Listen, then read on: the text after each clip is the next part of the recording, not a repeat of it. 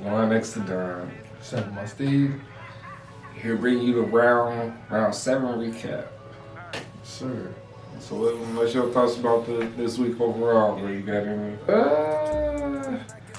I don't know if I have an overall consistent theme of the week like I did last week. I think last week the theme was inconsistent umpiring. I don't really have anything to say as far as just a theme of the week. Just the controversial ending was pretty interesting this week, and just how that I'm looking forward to seeing how that sets a precedent for the going forward. This week I feel like it was a lot of close games. It was either close games or blowouts. I feel like that's only two things it can be, but it definitely showed like the close games came down to the last minute, and other games you just knew who was gonna win pretty much after halftime. But shit, getting into the games. First game we got Richmond versus the Bulldogs. I think I got it wrong on my tip. That's what I think. Yeah, I've been tipping Richmond back to back, and I decided to go against them. And this was a bad week to do that because the Dogs they looked good, but they really looked like they needed Dunkley this week. They just didn't have the same midfield flair that they usually have. It was a highly anticipated game, but I thought the Dogs would have played a little better. I don't know, man. Richmond, it's just every time I critique a game, I always say, well, I'm still left with these question marks. And Richmond, but they're starting to help me realize who they are. Like as the season goes on, like they're starting to put the pressure on the team. They're not even necessarily the best team as far as putting pressure, but they will throw numbers at the ball, and they'll make sure that they have people there to get the ball and be able to take possession and do what they need to do with possession. So I definitely starting to respect Richmond a little bit more as the season goes on. Dogs, I'm starting to see them slip and not be at their prime. So it'll be very interesting next week, matter of fact, to say the least. All right. I don't think the Dogs are slipping that much. I think this was a great game by them, even though they didn't finish the game. Richmond also played a great game. They put on a lot of pressure, but the Dogs, they played. It was a good game all the way to the end of the game. The Dogs midfield, their handball, their close range handballs, they do that better than anybody else in the game, in my opinion. It's just if Richmond is pressuring them offensively or defensively, like when the Richmond was pushing their 50, the Dogs were stuck there for a little bit, and the Dogs they would get out off a Richmond mistake. And if the Richmond made a mistake, Dogs would definitely take advantage of it. Sometimes it would be something as small as just a missed tackle, and then the Dogs would be on the other side, going for a goal. But at the end of the day, it just didn't come together for the Dogs. But it was still a good performance. I don't really take too much from them for this. Richmond was just a good team, and they showed us why they run those premierships. Next game, we got Collingwood versus Gold Coast Suns. That's all I feel about Collingwood this season. Boy, sorry, And they got to go way back this game, and still he didn't do shit. He looked a shell of his normal self. Gold Coast, bro, they're moving up. I don't know if it's more so Gold Coast moving up or Collingwood moving down, but this was a hard game for me to watch. It wasn't too exciting.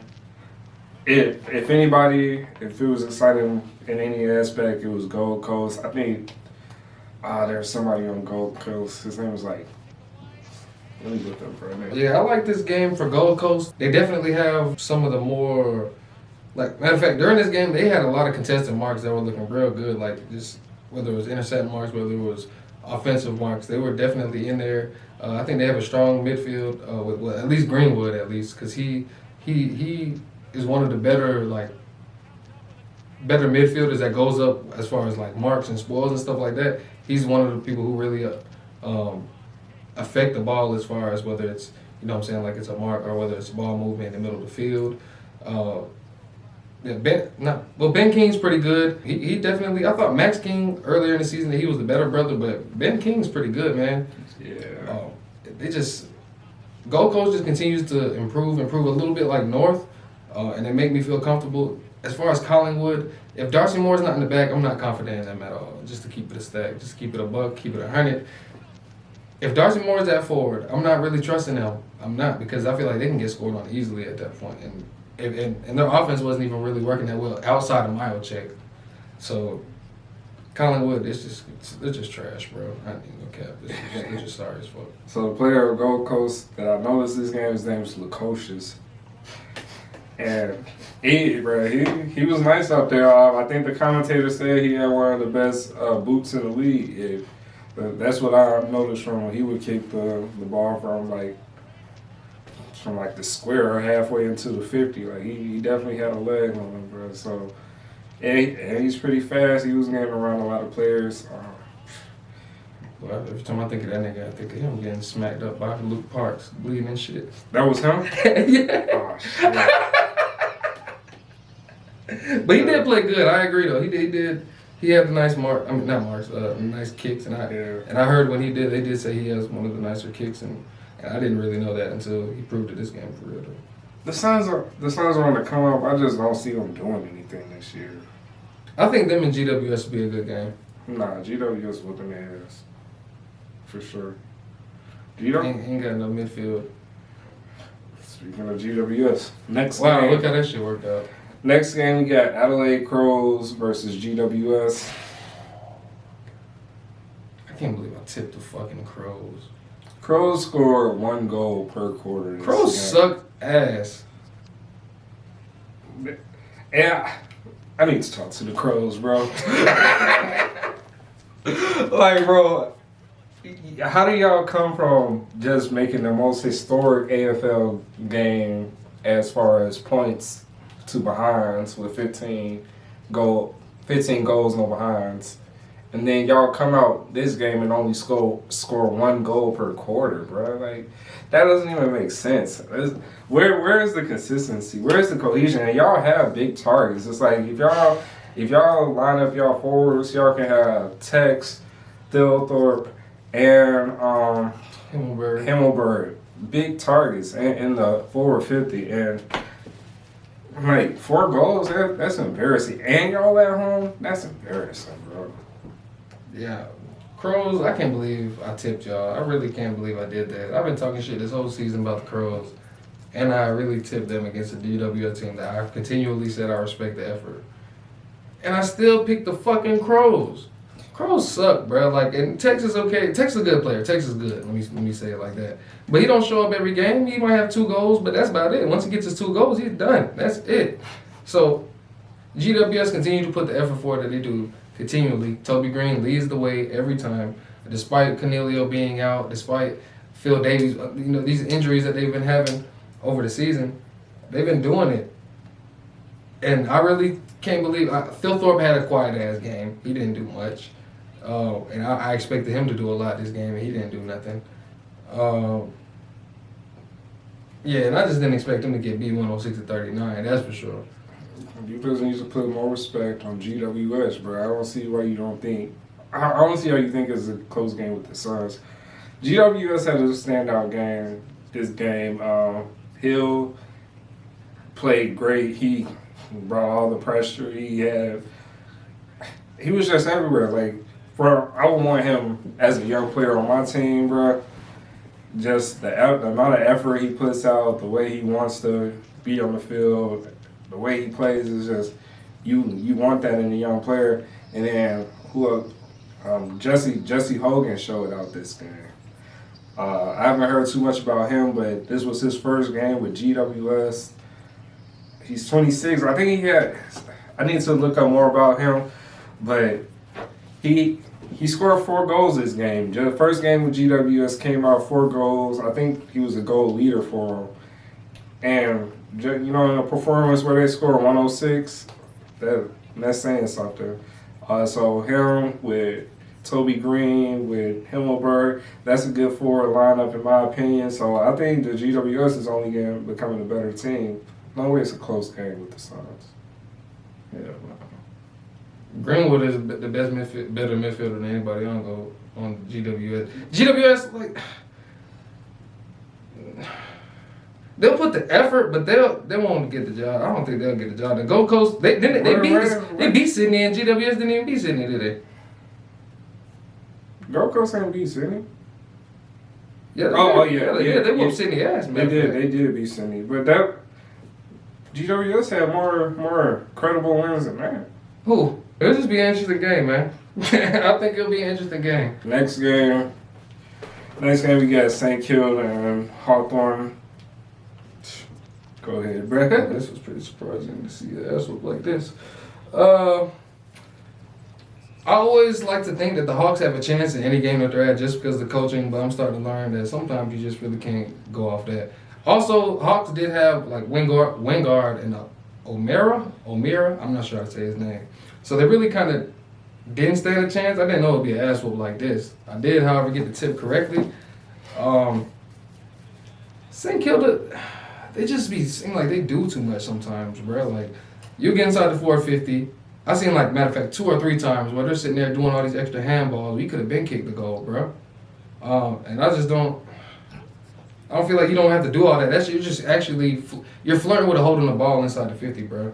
I liked what I seen from St. Kilda, though. They seem to put the pressure on, reminiscent of past experiences in their games that they won. But I don't think this win is really a telltale sign that they're contenders. I think it's a good momentum boost going forward, but I don't think it's a telltale sign.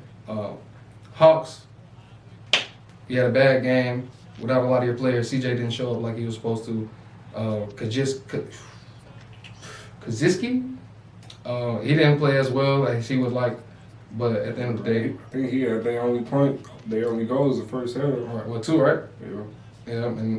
But shit, 2 goals, that really ain't enough to goddamn come back 19. I'm saying he was the only one that showed up as far as goal was.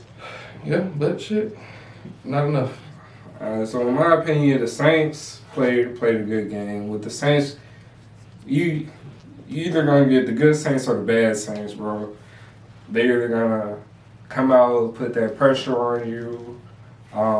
What they showed me this game that they did a little differently. They were less selfish with the ball. They had good team ball movement to a point where it got them in trouble a few times. Sometimes they should have just went ahead and went for goal instead of the handball. But as far as them going forward, I think they needed that handball movement, that extra pass, just to contend with some of the tougher teams. Because this is what we see from top tier teams: good handball movement, good passing. Making that extra pass, being unselfish, and I think the Saints are making that step in the right direction. But it's just they got to stay consistent. They have to do it against a well put together team as well, and it's possible they did it against West Coast, so that still hurts. But you know, if they can do it, then it's a matter of being consistent with it. So I'm high on the Saints. I still don't think they're going to do anything. As far as the Hawks, this was a bad performance. Really, y'all didn't show up at all this game. I expect the Hawks not to play a full game, but it's like y'all didn't play a game and just showed up for like a quarter or so. Like it was just a bad performance all around. Y'all just couldn't finish within the 50s. I don't know what's going on. Hawks need a little bit more than that. Next game we got Brisbane versus Port Adelaide. Yeah, this game, it was it wasn't a good game, but it was good to see that Brisbane was coming into form, continuing where they left off last week. Brisbane looks good. Hugh McCluggage is a player specific that I've been noticing the last couple of weeks that have been playing pretty good. Now, I didn't really think that he was going to be a player that was like pivotal in Brisbane. In their offense or their defense, just their whole team in general. Early on in the season, I thought it would be more Lockie Neal, but I seem to be gravitating more towards McCluggage than him. Zach Bailey, I keep on watching him at key moments where he makes a consistent play that uplifts Brisbane. Charlie Cameron had 4 goals this game, so he started continuing to find form, jumping off last week. Danaher, I think, had 2. Hipwood didn't do much at all as far as goals, but it's just good to see that they're having a little diversity in the forward line. Just Port didn't do what they were supposed to do. This isn't a team that. This performance isn't the performance that I would expect from a team to win a minor premiership or be number one on the ladder. I've seen them play much better. They have 14 behinds at 5 goals, so they need to be a little bit more efficient inside the 50. But yeah, I'm expecting them to bounce back next week and show us what a minor premiership team is supposed to look like. This was just, I took Port this game, and I was so disappointed watching this game. It's like they didn't, this was definitely Port out of form. Brisbane looked great. They've been on a little win streak. They're keeping it going. I was expecting Port to come with something since they have consistently been beating teams all season except West Coast. So I was kind of surprised when Port just started falling behind on the scoreboard and none of their players seemed to show up. It's like Port was doing so good. They looked real good throughout the season. Well, so far this season, but they ran into a team that was in form, that's playing good, and they couldn't keep up. And I don't know if Brisbane is known for having a big home court advantage or not, but Port shouldn't lose like this to any team. If you supposed to be, contender for number 1 spot, yeah, you lost some points for me this time, Port. 5-14, yeah, that's you can do better. Next game we got Sydney versus Geelong. This was a pretty good game. So my thoughts on this game. This was like a tale of quarters. It seemed like the first quarter it was Geelong's quarter. They seemed to shut Golden out. I don't know if that was a target that they wanted to do, but they did a good job of him not having any touches in the first quarter. Geelong brought the heavy pressure. They seemed to be winning the ball off the center bounce, and they just seemed to be getting easy goals. And then it seemed like the second quarter, Sydney decided, okay, we're going to actually come out here and take it back to them. And they seemed to play good. And Tom Hawthorn was quiet early on in the game. It was kind of disappointing to see that. I just think as big a body you are, you should always be a marked target. You should always be having at least Tom Hawkins should have a goal every quarter, to keep it honest. Like how big this man is, and as high as they boost his goal scoring ability, there's really no reason. Cameron was okay. I'm still expecting to see a lot more out of him as far as the whole game goes. He seems to show up when he wants to. It was a real good game. To go on with what you were saying, the second quarter was definitely Sydney's quarter all the way. They seemed to shut everything down that second quarter. And then coming into the second half, it became kind of Geelong trying to get that power back. And Sydney was still fighting. That third quarter is when Geelong really figured out how Sydney was playing, and then it kind of balanced out towards the fourth quarter, and then it was just, who's going to get the last goal. Tom Hickey, bro. So Sydney, I like how Sydney rallied behind Tom Hickey. It seemed like they needed that veteran presence because coming into this game, I really thought Sydney was going to be on a downward slope. They lost their last 2 games against teams that I didn't think that they should lose against. So when they came into this game against Geelong, who just whooped West Coast ass, I was definitely expecting Geelong to come in here and smack Sydney easy, kind of like they did the first quarter, but Sydney fought back, and I feel like it had a lot to do with Tom Hickey, their ruck. They need, as a team of young players, I think they needed that veteran presence to kind of guide them in the right direction, and that's what he gave them. Fourth quarter, Tom Papley had a nice goal, probably last minute of the game to give Sydney a lead by 2 points. Geelong had a chance to come back. Bro kicked the ball. I don't know who made that kick to Jeremy Cameron, but he caught it pretty much right outside the square. It would have been a guaranteed goal, damn near, if they considered it a mark, but umpire said it wasn't 15. Yeah, at first I thought it was the right call, but then the more I watched it, it seemed like it was 15 meters as far as at least the consistency that the umpires were calling throughout the season. I noticed this game, I think it was it the North and the Melbourne game after that, they were quick to make sure that they didn't call the short kicks, stab kicks that they're not 15 meters, and they would just call play on instead of calling a mark. Also, this game, I think Sydney benefited of the inside the 50 efficiency. I don't think they had as many possessions as Geelong did, if I'm not mistaken, but Geelong, they limited possessions through just patient game, just willing to switch the play and move it back and forth until Sydney jumped on the ball or made his mistake so that they could pick the defense apart. But at the end of the day, it wasn't enough because Sydney made the last play and won the game and won the game by 2 points. So it was definitely a more entertaining game. It's just unfortunate for Geelong. I thought they should have won the game, but Sydney ended up taking it right out of their hands. Next game, we got North Melbourne versus Melbourne. I enjoyed this game thoroughly. It was a decent game.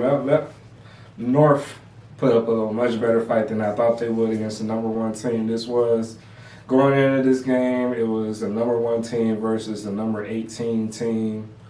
And I didn't think North was going to have a chance, but through the first 3 quarters, it was like, I don't know, North might be able to take out the number one team. Yeah, I've liked the way North played. At least the effort that they bring early for the first 2 quarters guaranteed, and sometimes the 3rd quarter. Definitely not the 4th quarter, at least this year. I like the way that they've been playing. They actually started the game with a chip on the shoulder and scored the first 2 goals. I think Melbourne, they reacted and they scored a goal as well, and North wasn't too rattled like I expected them to be, but they kept fighting and Goldstein kept fighting. Cunnington kept fighting. That was a player that I noticed this game. Walker kept fighting on the defensive back line. Stevenson was playing good. It was just a lot. Zerhar proved me wrong. I thought he was sorry, but he played pretty good. And it was just Tom Powell. There's a lot of players just all around that played well from North, and I thought it was pretty good. But not to the extent that Melbourne played. They looked out of form early on, absolutely. But just the consistency, the class of the team showed that they can weather the storm and they can dig themselves out of a hole, and that's what you want out of a championship team. North surprised me a lot this game. It was definitely a game that Melbourne had to win, and they did, and they didn't do it as convincingly as I thought they would. Because at halftime, North was up by 20.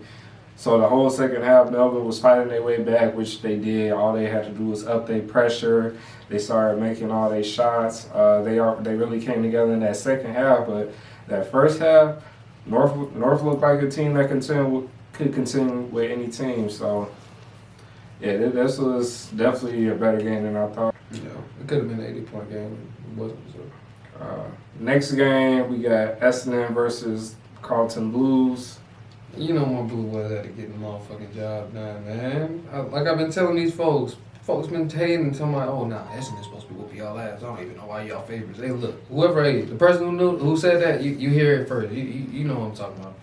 Look, we got the job done. Carlton came out how I thought we should have came out against Collingwood. We definitely seen them as a rival. We was like, okay, we're about to come. We're about to punch them in the mouth, like off center bounce. And Carlton definitely came out with the effort that I would like to see every single game. It kind of looked more of a continuation from the first quarter of the Brisbane game.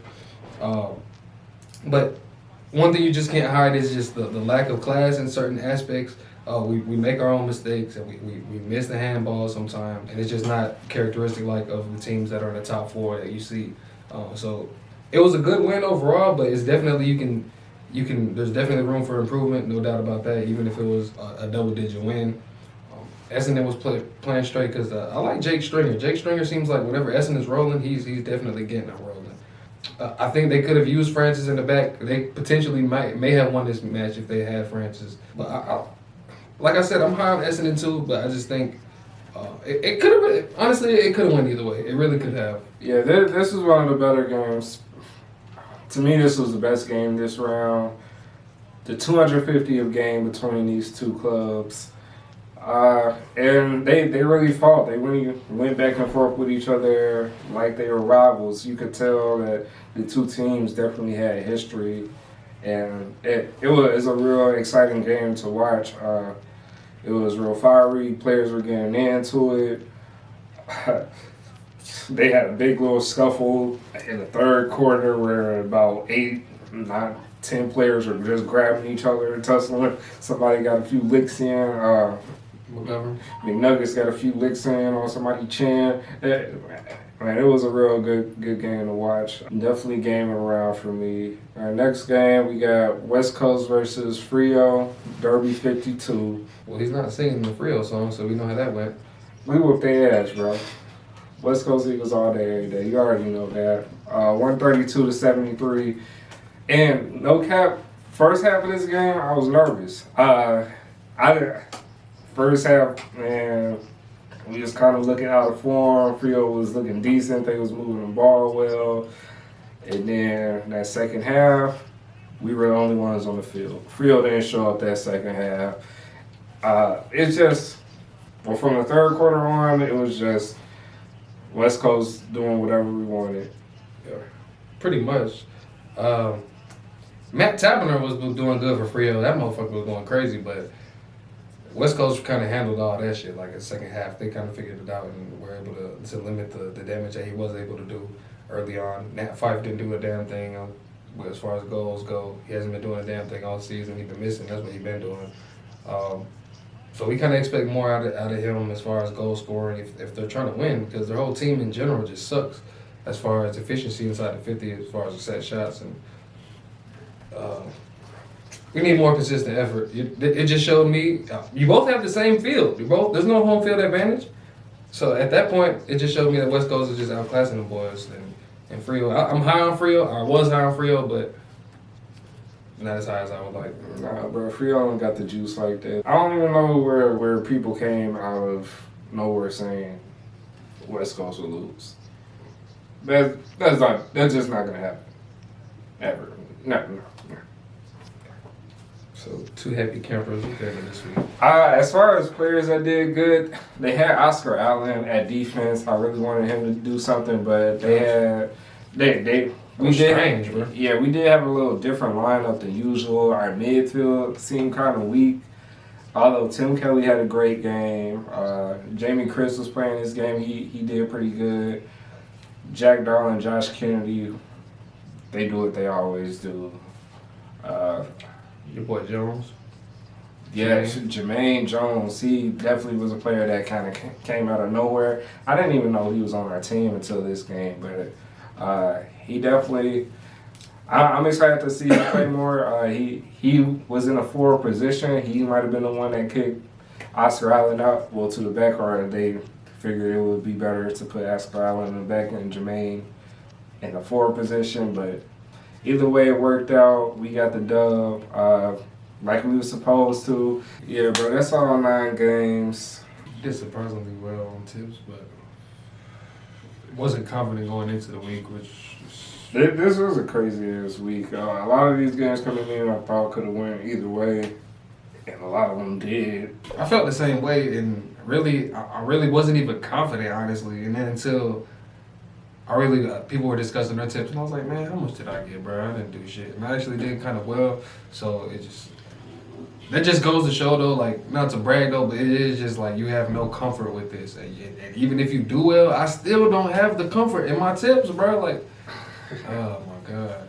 Yeah, we're going to wrap this up. We are on Patreon now, so if y'all want to come support us, come get a subscription with us. We do post-game reviews. All our post-game reviews for all the games we watch are going to be over there. We're going to have a link to the Discord so y'all can come, chat with us. We're going to start going live when we're watching games, so you can come watch a game with STEEZ and TheDon, you know what I'm saying? Right. And so, like, people been asking, like, as far as a PayPal account and to try and donate to the channel. And so this is kind of our way of making that available for people who are trying to gift us monetary gifts. So we definitely appreciate that. If you have subscribed already, we definitely appreciate you to the fullest extent we can, express enough gratitude.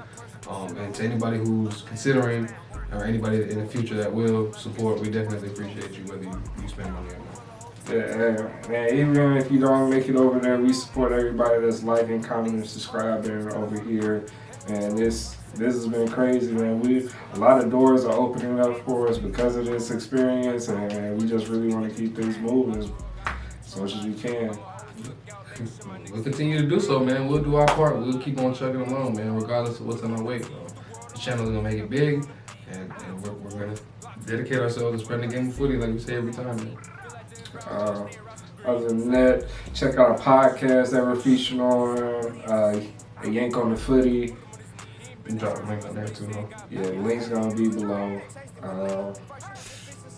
Hey, if you in our area by chance, if you in the CSRA area, we on start getting together, playing some footy every once in a while. So if you're interested in that, hit us up. We already have like a presidents of USAFL clubs, so it's not like we're just putting them together on a wing. We actually have some type of organization to it. We have some leadership that we can have help us put this together. So if you're seriously interested, definitely hit us up, and we can help you get on the information on what we need to get this going, man. Because we're excited to try it out for the first time. Yeah, shit. I mean, that's pretty much it for this week, bro. Yeah, man. I think I got much else. Nah. Well, shit. Till next time. Yeah, nah. Next time.